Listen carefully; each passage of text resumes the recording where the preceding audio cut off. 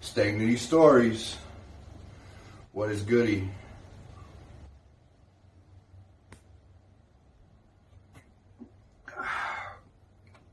So, I was in Vegas. I had a good weekend, made a whole lot of money. Let's just say I was gambling. And so the last day I was there, I decided to celebrate by eating a gram of Molly and a quarter of mushrooms and going on a roller coaster. Ate it, went on the roller coaster. It didn't kick in until like about a half hour after I was done with the roller coaster. I'm walking through the strip and I see this giant golden calf, and I was like, oh shit, this is the devil's house. And it kind of like changed the vibe a little bit, you know? So like, next thing I know, you know, like, the guy's like holding the hooker cards with the pictures of the naked ladies on them with the phone number. I was just like filling all my hoodie pockets with these hooker cards, you know what I mean? And I was gonna go redistribute them all over the country.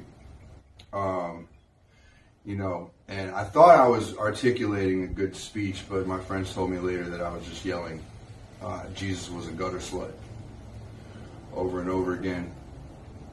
You know, so then we made our way to the Excalibur Hotel, and they had this display that looked like all these crystals, and I was like, oh shit, crystals. And then when I found out they were plastic, I became infuriated and threw them all over the place.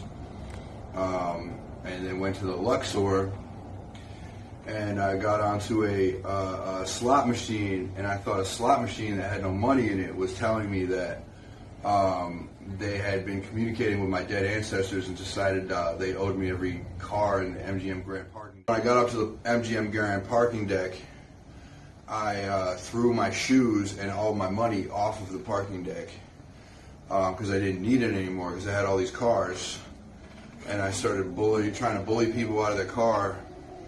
You know what I mean? And I was being really aggressive, so security came, kicked me off the parking deck. And so then suddenly I was shoeless on the streets of Vegas, and I was like, oh, I fucked up the deal. So I went and sat on a fucking, you know, street corner against a telephone pole, waited for the CIA to come shoot me, and you know, they didn't. So I kept walking around, and then this hooker gave me a pair of flip-flops because I had no shoes. She was a very sweet lady.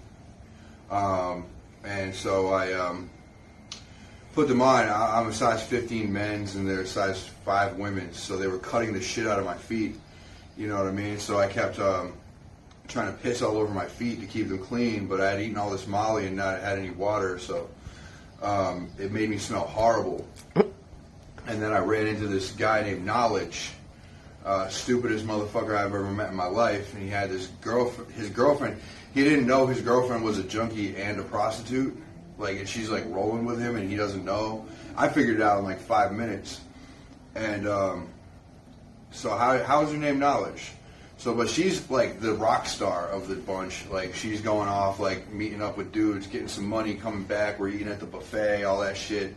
And then this asshole finds out what she's doing and breaks all her rigs. So now we have like a dope sick prostitute on our hands. It was ridiculous.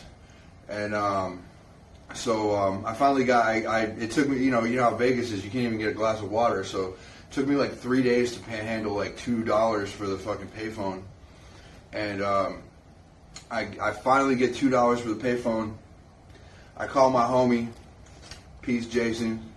He gives me a bus ticket back to North Carolina, and I get to the bus station, and I smelled so bad. This guy made me pour perfume all over my head, and I was really high on acid because this guy just drove by and gave me some acid. But yeah, I was really high, and had to do this humiliating display of pouring perfume all over my head as per the instructions of the manager of the Greyhound station.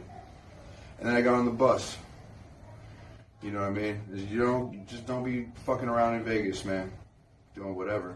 You gotta do specific shit there. Stank Nitty Stories. Peace.